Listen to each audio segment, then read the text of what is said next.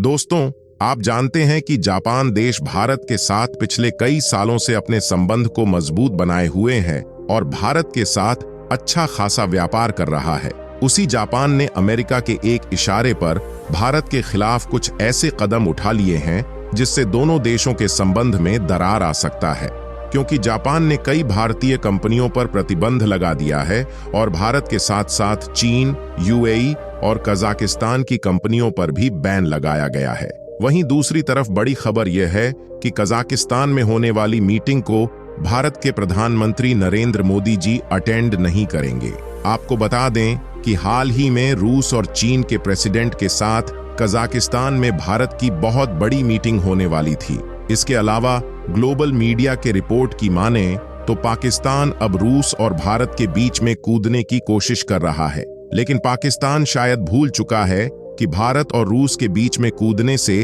उसकी टांगें किस तरीके से टूट सकती हैं। इसके अलावा सऊदी अरब की तरफ से भारत की एक ऐसी इंडस्ट्री को अपना प्लांट सेटअप करने की मंजूरी मिल गई है जिससे भारत की जमकर कमाई होने वाली है। आज के इस वीडियो में भारत, जापान, रसिया, चीन, पाकिस्तान, यूएई और सऊदी अरब से जुड़ी कुछ ऐसी इंटरनेशनल खबरों पर चर्चा करेंगे जो कि भारत के नजरिए से बेहद ही इंपॉर्टेंट है। लेकिन आगे बढ़ने से पहले इस वीडियो को एक लाइक करके चैनल को सब्सक्राइब जरूर कर लीजिए, क्योंकि यह आपके लिए 1 सेकंड का काम है, लेकिन इससे हमारी काफी बड़ी मदद होती है। सबसे पहली और इंपॉर्टेंट अपडेट की बात की जाए तो जापान, जो कि भारत का अभी तक पक्का सहयोगी रहा है, उसने चीन के खिलाफ हमेशा भारत का साथ दिया है। लेकिन अब जापान भारत के खिलाफ कुछ ऐसे फैसले ले चुका है जिससे भारत और जापान के बीच का संबंध बिगड़ सकता है। दरअसल देखा जाए तो जापान की तरफ से भारत की कई कंपनियों पर सैंक्शंस यानी कि प्रतिबंध लगाया जा चुका है।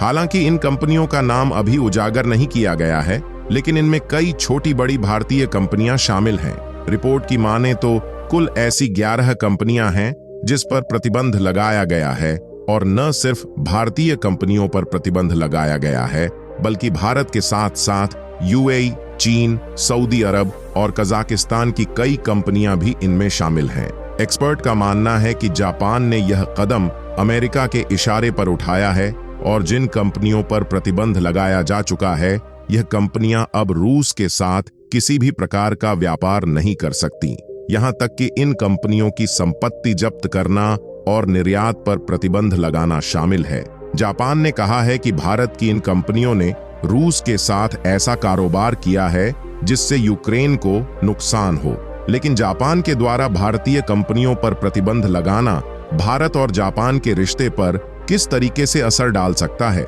इसका अंदाजा आप इस बात से लगा सकते हैं कि अभी तक न सिर्फ भारत और जापान की पॉलिटिकल रिलेशन मजबूत है, बल्कि भारत और जापान के बीच व्यापारिक संबंध इस समय काफी ज्यादा मजबूत हो चुके हैं। और फिर चाहे बुलेट ट्रेन हो या फिर इंफ्रास्ट्रक्चर डेवलपमेंट में रेलवे और ब्रिज से संबंधित प्रोजेक्ट, इन सब में भारत और जापान दोनों देश मिलकर काम कर रहे हैं। और इसमें जहां इन्वेस्टमेंट भारत की तरफ से की जा रही है, वहीं इसमें जापान भी इन्वेस्टमेंट के साथ खुद की टेक्नोलॉजी ट्रांसफर कर रहा है। फिलहाल आपको बता दें कि भारत की किस कंपनी पर जापान ने प्रतिबंध लगाया है, जापान ने इसका खुलासा अभी नहीं किया है, लेकिन इन सबके पीछे अमेरिका का हाथ बताया जा रहा है, क्योंकि अमेरिका किसी से नहीं छिपा है और अमेरिका ने खुद रूस की कई कंपनियों पर ऑलरेडी प्रतिबंध लगाया भी है। वैसे देखा जाए तो पिछले 26 सालों में ऐसा पहली बार हुआ है जब जापान ने किसी भारतीय फर्म पर प्रतिबंध लगाया है। अगली बड़ी अपडेट की बात करें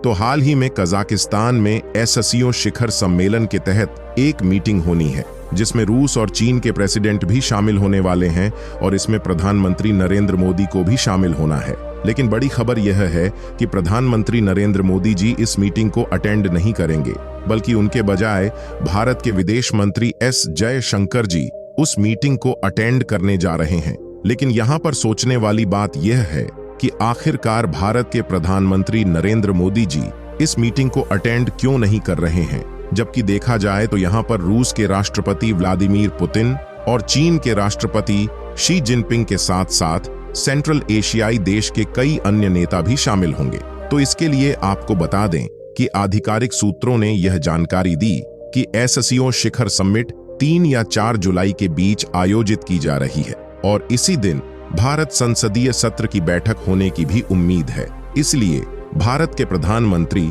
नरेंद्र मोदी जी ने वहां जाने से इनकार कर दिया। और अगले अपडेट की बात करें तो पाकिस्तान अब भारत और रूस के बीच में कूदने की कोशिश कर रहा है। यानी कि जहां भारत और रूस के बीच डायरेक्ट कनेक्टिविटी को लेकर चीन के द्वारा भारत पर प्रेशर किया जा रहा है, वहीं दूसरी तरफ INSTC यानी कि international north south transportation corridor में पाकिस्तान को शामिल होने का न्योता रूस के प्रेसिडेंट की तरफ से मिल चुका है। इसे समझने के लिए सबसे पहले आप इस मैप पर नजर डालें। इस मैप में यह है हमारा भारत देश और उत्तर पश्चिम दिशा में ईरान और अजरबैजान के बाद यहाँ पर मौजूद है विशालकाय रूस देश। लेकिन इस मैप में आपको भारत और रूस तो काफी करीब दिख रहे हैं, जिससे जाहिर तौर पर भारत और रूस के बीच व्यापारिक रास्ता आसान होना चाहिए। लेकिन ऐसा बिल्कुल भी नहीं है। और इस मैप में आपको जो ब्लू लाइन दिखाई दे रही है, इस रास्ते से रूस और भारत के बीच सामानों का इंपोर्ट और एक्सपोर्ट किया जाता है,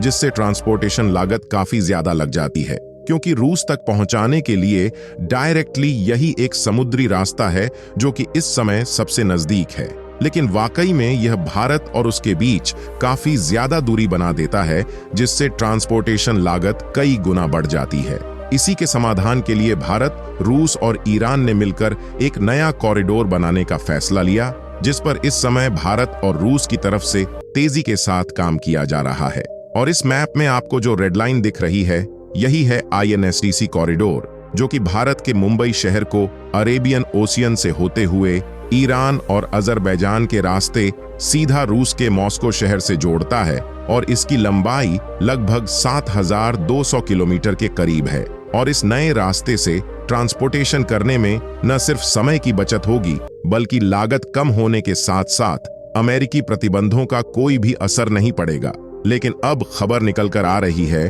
कि इस ट्रेड रूट में पाकिस्तान भी शामिल होने जा रहा है, जिसकी परमिशन खुद रूस की प्रेसिडेंट की तरफ से मिल गई है, जिससे पाकिस्तान इस परियोजना में आर्थिक साझेदार के नाते शामिल होने जा रहा है। हालांकि भारत के लिए चिंता वाली बात जरूर है, लेकिन यहाँ हंसने वाली बात यह है कि जिस कंगाल देश के पास रोटी खाने के लिए पैसे नहीं हैं और इंटरनेशनल लेवल पर आर्थिक साझेदारी करने की शुरुआत कर रहा है। अगली बड़ी खबर भारत की स्टील इंडस्ट्री को लेकर आ रही है, क्योंकि पिछले कुछ सालों में चीनी कंपनियों के कारण भारत की स्टील इंडस्ट्री में जिस तरीके से गिरावट आई है, उससे हमारा काफी ज्यादा नुकसान हुआ है। इसलिए भारत की कंपनियां कुछ ऐसे प्लान बना रही थीं ताकि भारत की स्टील एक्सपोर्ट को कई गुना तक बढ़ाया जा सके। और अच्छी खबर यह है कि भारतीय कंपनियां स्टील इंडस्ट्री को आगे बढ़ाने में कामयाबी हासिल कर रही हैं, जहां मेटल्स की माइनिंग और स्टील वाले प्रोजेक्ट के कंस्ट्रक्शन में